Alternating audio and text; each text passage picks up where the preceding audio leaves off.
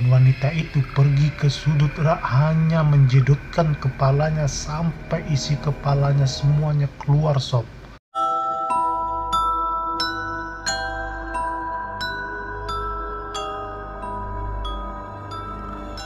Oke sob, terima kasih sudah mengklik video ini. Dan perkenalkan sob, nama saya Muhammad Daus. Dan kali ini sob, kita bakal menceritakan kisah narasumber kita sekarang yang bernama Rico, yang bekerja di salah satu minimarket ternama di Indonesia sob.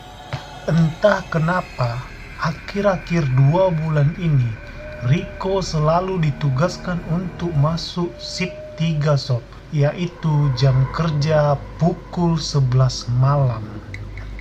Rico yang saat itu baru nyampai di minimarketnya sob.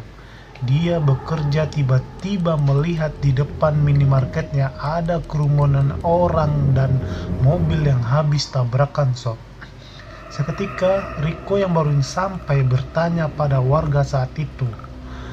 Dan salah satu seorang warga mengatakan ada kejadian kecelakaan yang mana di tengah mobil kecelakaan beradu kambing itu ada pemotor wanita yang kejepit hingga tubuh dan kakinya terpisah sob.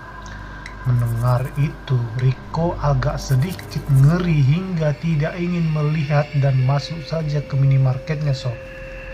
Setelah polisi datang dan mobil kejadian beserta korban dievakuasi, semua warga kembali bubar sob. Dan lintas saat itu tiba-tiba yang macet sudah kembali normal. Rico yang bekerja berdua dengan seorang karyawan wanita bernama Dian pada saat itu. Entah kenapa suasana sepi sekali, yang biasa pasti ada 1 atau 2 orang yang datang untuk belanja sob. Di malam itu sangat sunyi. Karena merasa agak ngantuk, Rico minta izin ke Dian merokok di depan minimarket sob.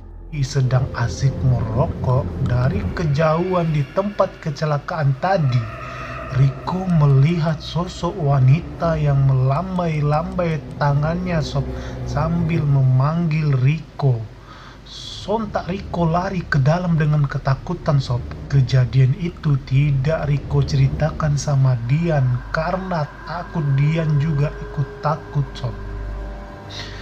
Pada keesokan harinya sob, Rico yang baru sampai ke minimarket jam 10 malam bersiap untuk mengganti shift sebelumnya. Dan pada saat itu Rico melihat di pojok rak barang ada wanita yang hanya berdiri diam tanpa melakukan sesuatu sob. Lalu Rico menanya kepada Dian, itu si mbaknya ngapain? Belanja apa tidak? Dan Dian hanya ikut diam sambil berkata, mau maling gak? Coba kamu lihat dulu. Jadi sob, Rico diam-diam melihat melewati rak yang berbeda. Pas sampai di hadapan Rico, ternyata Rico kaget dan berlari karena wanita yang dilihatnya itu sob mempunyai wajah yang hancur dan pinggang sama kaki yang terpisah. Dian yang saat itu memperhatikan CCTV pun juga kaget karena dilihat CCTV wanita itu tidak terlihat sob.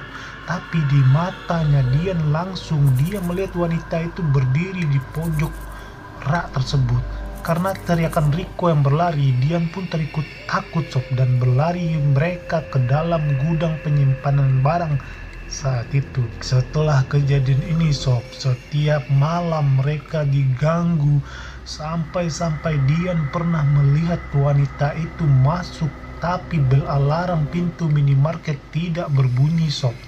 Dan wanita itu pergi ke sudut rak hanya menjedotkan kepalanya sampai isi kepalanya semuanya keluar sob.